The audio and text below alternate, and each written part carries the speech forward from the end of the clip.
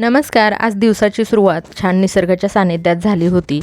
आज रविवार असल्यामुळे आम्ही डोंगरावर जाण्याचा निर्णय घेतला होता. दोघे मात्र पुढे गेले होते, मी मात्र मागेच राहिली होती आणि वेदू मला वरून आवाज देत होता की लवकर ये म्हणून.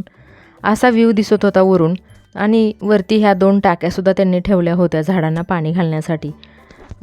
आणि कुठे कुठे ही अशी फुलं आलेली होती, तर खूप सुंदर ही फुलं दिसत होती. आणि वेदू म्हणतो की मम्मा आपली सोसायटी इथून दिसते का ते बघ. घरी गेल्यानंतर सासूबाईंनी चटणी दिली होती, तर ती चटणी संपली होती म्हणून मी अंबारीचा कांदा लसूण मसाला आणला. पण हा काही मला तितकासा घरच्या चटणीसारखा आवडत नाही. खूप कोरडा असतो, यामध्ये खोबरं नसतं आणि गरम मसालासुद्धा नसतो. तर दुपारच्या जेवणामध्ये मी पालक करण्याचा निर्णय घेतला होता. तर पालक छान धुवून घेतला आणि चिरून घेतला. त्यामध्ये चणा डाळ घातली, थोडंसं मीठ घातलं आणि पालक शिजण्यासाठी ठेवला.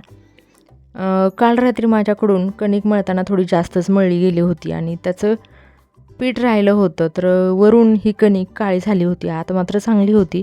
म्हटलं माझ्यासाठी 2 चपात्या होऊन जातील. कपडेसुद्धा झाली होती तोपर्यंत मशीनला लावलेली. इकडे वेदू मात्र सकाळपासून TV बघत बसला होता.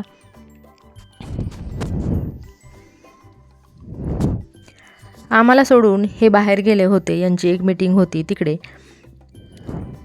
आणि वेदूला जेवणामध्ये नेहमी सुकी भाजी लागते म्हणून त्याच्यासाठी मी पटकन टोमॅटो चिरून घेतला आणि साधी सोपी भाजी त्याच्यासाठी केली. आणि तो म्हणतो की काय करते मम्मा, आणि टोमॅटो खायला आला होता तो कट केलेले. पटकन थोडी कणिक मळली आणि या चपात्यासुद्धा 2च झाल्या होत्या, पण एकदम सॉफ्ट आणि पदर सुटलेल्या चपात्या या झाल्या होत्या, कणिक छान मुरली असल्यामुळे. वेदूसाठी पराठे मला गरम करायचे होते. त्याने ऑनलाईन पराठे रात्री मागवले होते. मालाबारचा पराठा त्याने मागवलेला आणि म्हटलं त्यांच्यासाठी एक भाकरी करावी लागेल. मग पटकन प्लेटमध्ये पीठ मळून घेतलं आणि पोळपाटावर भाकरी थापून भाजून घेतली. तर असं माझं होतं रुटीन 12:30पर्यंतचं. पण आज काय भाजीपाला यांनी आणला नव्हता, त्यामुळे मला भाजीपाला फ्रीजमध्ये ठेवायचा नव्हता. मग भाजीपाला असेल तर खूप वेळ जातो मला तो क्लीन करण्यामध्ये आणि फ्रीजमध्ये ठेवण्यामध्ये. भाकरीसुद्धा छान फुगली आणि भाजून घेतली भाकरी. तोपर्यंत वेदूचे पप्पा आले, तर त्यांनी प्रॉन्स घेऊन आले होते. तर ते म्हटले आता मग संध्याकाळीच कर प्रॉन्स, आता झालेलं आहे अर्धं जेवण, तर मग संध्याकाळी करून घे. भाजी छान गरगटून घेतली आणि लसणाची जिरे मोहरीची फोडणी घातली.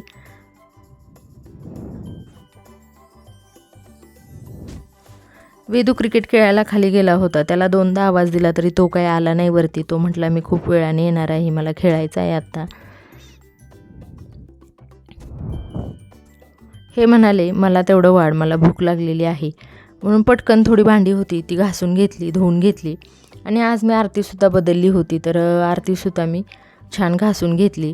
तर कधी कधी काय होतं, संडेला खूप सारी कामं निघतात आणि हे दोघे पण घरी असतात, त्यामुळे उन्हाळा चालू झालेला आहे म्हणून यांनी खूप साऱ्या काकड्या आणलेल्या आहेत. तर मी असं ताट वाढायला घेतलं, भाजी वाढली, भात वाढला, काकडी दिली, भाकरी मोडून दिली आणि पालकची भाजी दिली. तर असा हा यांचा मेनू होता दुपारचा जेवणाचा. हे जेवत होते तोपर्यंत मी फरशी पुसून घेतली. फरशी पुसून झाली की किचन ओटा खूपच खराब झाला होता स्वयंपाक केल्यामुळे, तर तो पुसून घेतला. हा असा काही किचन ओटा दिसत होता क्लीन केल्यानंतर, खूप सुंदर झाला होता आणि खूप छान वाटतं किचन कट्टा क्लीन असेल तर. 2 ब्लाऊज होते, ते मला खूपच टाईट होत होते ते, म्हणून आज म्हटलं हे ब्लाऊज सेल करायचे आणि परत त्याला फिटिंग करून घेऊ. तर असं होतं माझं दुपारपर्यंतचं रुटीन. Thanks for watching.